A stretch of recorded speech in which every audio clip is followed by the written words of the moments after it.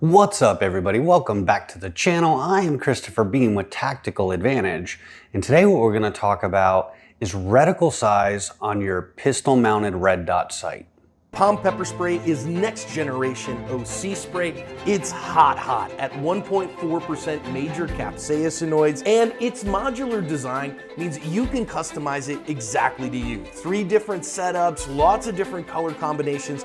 You can make it exactly as you like. And the flip top safety prevents accidental discharges. It's 10 to 12 foot range and 25 half-second blasts. Make sure that you can keep that long range eye poke at long range. I trust Palm OC and I recommend it for everyone for self-defense. All right, folks, so really what spurred this is a little while back I got some questions from someone that was shopping for their first Optic and actually was clueful enough to ask the question about, hey, what reticle should I get or what size dot should I get? And normally what you hear talked about when we're framing about pistol mounted optics is it tough, or what the footprint is, things like that. You know, how are the buttons? How does the battery go in? But rarely do we talk about the most, or one of the most important things with application is the reticle being right for what you're asking that optic to do. So I ended up making a chart that this was a lot more difficult than it appears to kind of help explain what the different reticle sizes look like when really put into the real world. And what made this really interesting is, I guess first we should talk about how you will see most of the reticle or dot options depicted, and that's in MOA, or minute of angle. Minute of angle is actually an angular measurement created to kind of deal with putting something at distance and understanding deviation and how you can make adjustments to impact versus aiming point. And the beauty of it is its gradient. So it changes over distance, yet has a known quotient to allow you to make educated guesses. Now, how that applies to pistol mounted red dot sights is really in the amount of coverage the dot would have at any given distance. With MOA being 1.047, that again is a gradient. So at half distance, it would be half size. At twice the distance, it would be double the size. And it's just a known that you can extrapolate out over different distances. So enough of the nerdy stuff. What I did with that is I built a chart and I got a whole bunch of things from Amazon with different size circles to try and create at least a reasonable facsimile of what that dot would cover at a given distance, to really kind of dispel some of the superstition on some things being unviable because the dots are too big, or some things being unviable because the dot is too small. So that's really what we're looking at here. I tried to build up just a couple known distances and a couple of the common reticle sizes that you would see during your shopping. So a lot of people already kind of know this, but a lot of people don't, and I've rarely seen it kind of talked about. So that's why I went through my arts and crafts exercise to do this. But what we have is a 1 MOA, a 3 MOA, a 5 MOA, an 8 MOA, and basically a 32 MOA, and that would be representative of like the circle reticle you would see on many of the Holosun offerings. And just kind of drive through and talk through what this looks like with differing size targets. So first we have the 1 MOA, and I'm not going to go through the math of every one. I've already done that once, and it's just impossible for me to remember once we're talking through it. But these are drawn as close as I can get to true to life size using a marker. But they are absolutely reasonable, I promise you that. But let's talk about 1 MOA. 1 MOA gets purchased a lot by newer or potentially unseasoned RDS users because the thought process is the finer the dot, the easier it will be to be precise with said dot. Yeah, maybe in some scenarios, but you also have to think on the other end of the spectrum is the amount of light transmission being fed to your eyes is also equivalent to the size of the dot. So even though you have a finer dot, it may take significantly more resources to focus upon it. So everything's a compromise, right? So what we have first, we're gonna just look at like what an alpha zone would be. I have differing kind of things to give you a relation to it, but alpha zone on a regular IPSC or USPSA type target, looking at 1 MOA at 5 yards, 10 yards, 15 yards, 25 yards, and at 100 yards. So super duper precise. But what many people find in 1 MOA is it tends to slow down the shooting a little bit because more focus is required to actually catch that light, understand what you're looking at, and commit to the shot. It also lends itself to a lot of overconfirmation, especially if you really tend to lean on the side of hypervigilance or hyper accuracy. A lot of times this is just more information than you need, but again, that's where we'll start talking about the size compared to a target. Next, we have 3 MOA, and you'll see 3 MOA, 2.5 MOA. This is a very, very common size that you'll see. And as you can see, as we move up, now we're at a point where there's enough initial real estate that you can start noticing the differences as we're moving up. So again, we'll look at an alpha at the 3 MOA, at 5 yards, 3 MOA, 10 yards, 15 yards, and 25 yards. And then if we go all the way out to 100 yards, here's the 3 right here. So still at 100 yards, well within the alpha zone of this particular target. Then we start running into like the larger kind of dot sizes, like 5 MOA. 5 MOA is kind of what you'll begin to see being more prevalent with competitive type shooters, where speed and the amount of light being emitted is a bigger piece of the equation than just the hyper accuracy quotient. And what you'll begin to hear at 5 MOA and up is, oh, that dot's going to be too big. I can't shoot precisely with that. So let's prove that out. If we look at an alpha zone at 5 yards with 5 MOA, it's relative to that size. At 10 yards, at 15 yards, at 25 yards, so still roughly 30% from the distance standpoint and significantly less than that from your vertical. And then at 100 yards, still well within the alpha zone, but we're getting really close to the edges. Then 8 MOA, again, very similar thing, just a little bit larger.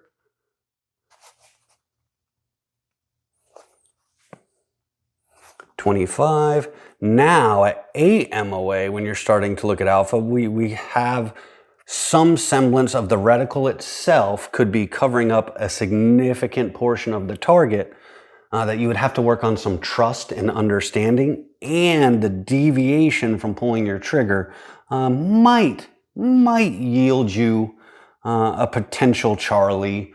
Certainly not a Mike using a regular target, but maybe a Charlie, things like that. And you may or may not be able to discern that within the shot process because your coverage is so much. Again, I want to reiterate, all of these is just to display how much of your target is obscured by the dot itself at these given distances.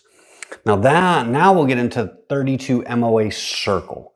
Holosun actually provides 32 MOA circles with a dot in the center and the 32 MOA circle only. The circle only is very, very useful to a point. And I'll kind of get to that for a second. But if we look at the 5 yard, that's 1.6 inches, 3.2 inches at 10 yards, which I have some other things I'll show you size where that's very handy. 4.8 inches at 15 yards, 8 inches at 25. But when you look at the 100-yard distance, we're more than minute of man.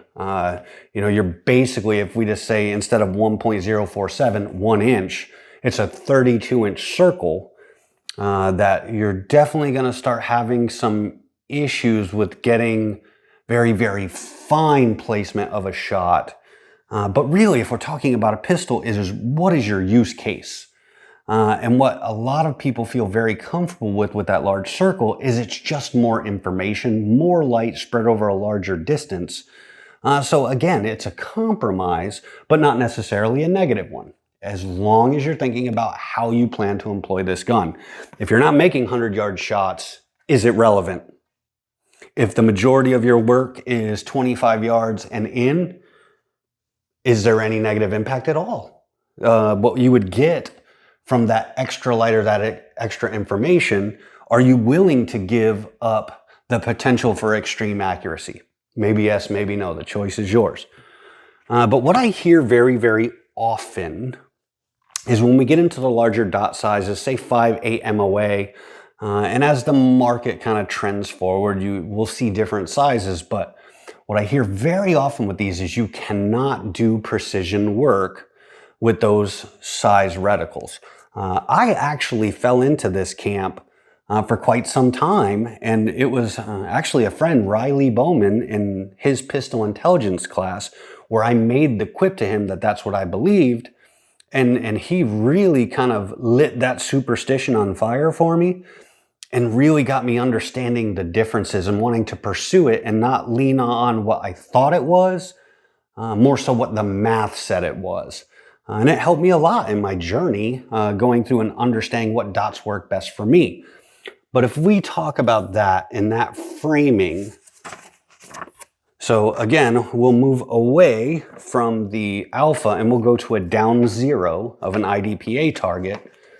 And again, just versus all of these, the 1 MOA, the 1 MOA basically at 100 yards would allow you to place a bullet if your shooting ability lended itself to it within the 0. But we can kind of just see the 3 MOAs, no issue there. We're really talking about that. The 5 MOAs, no issue, running at about 60% scale with it inside the down 0. And the 8 is almost a perfect depiction at 100 yards. So an 8 MOA reticle theoretically would allow you to just frame this circle at 100 yards. And if your 0 is congruent, you would be able to pop around right in the center of it.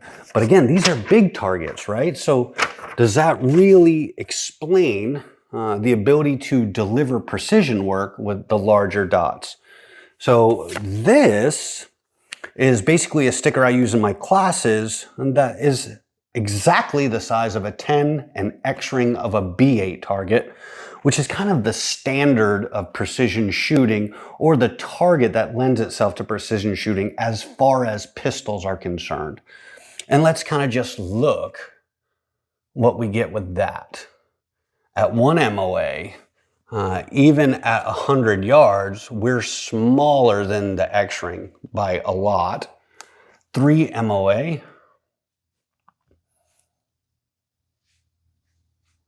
now we're roughly equivalent to the 1 MOA at 25, but exactly that size at 100 yards on a B8.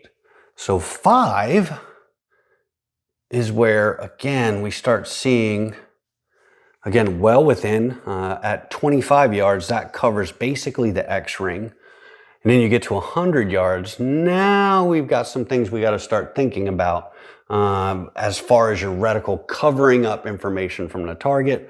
But everything 25 yards and in, and I'd venture to say 50 yards and in, it's going to be 0 issue at all.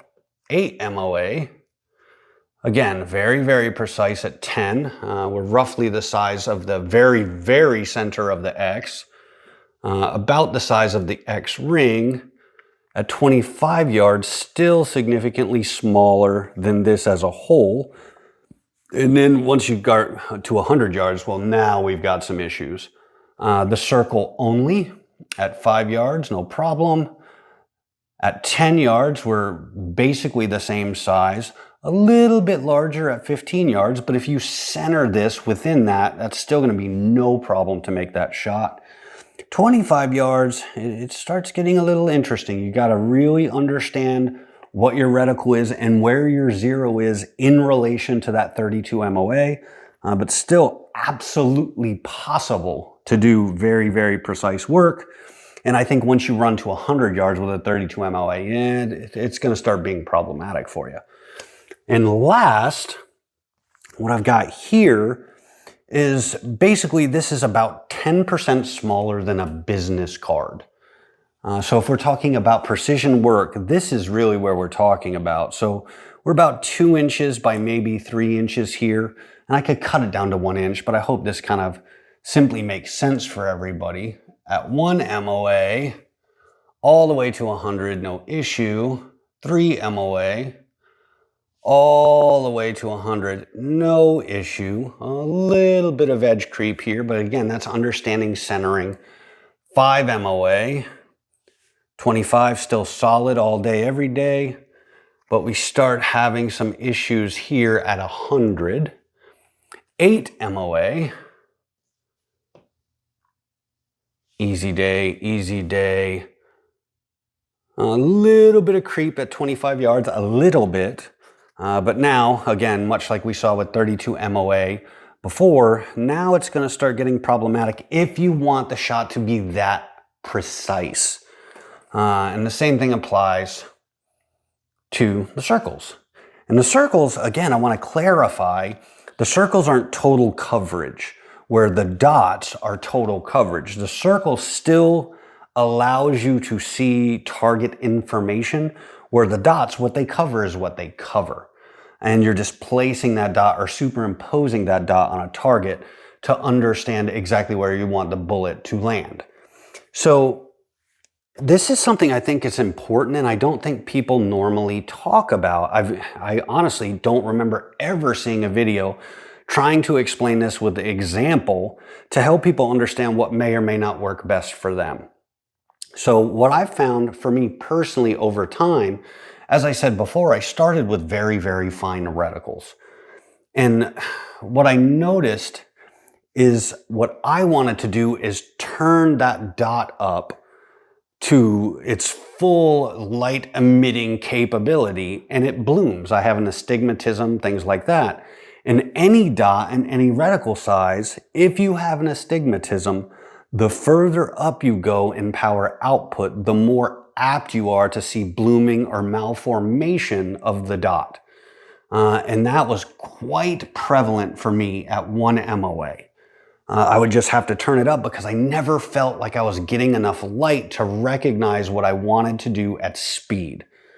So that was a compromise that I went into thinking it would deliver me the ability to make more precision. However, in application, the things I had to change or the amount of power I had to put through the dot to make it work for me to work quickly basically counteracted any benefit I would get off that. Now, I'm not saying that 1 MOA is bad. I'm just saying these are things that you will probably experience if you decide to go with a dot that fine.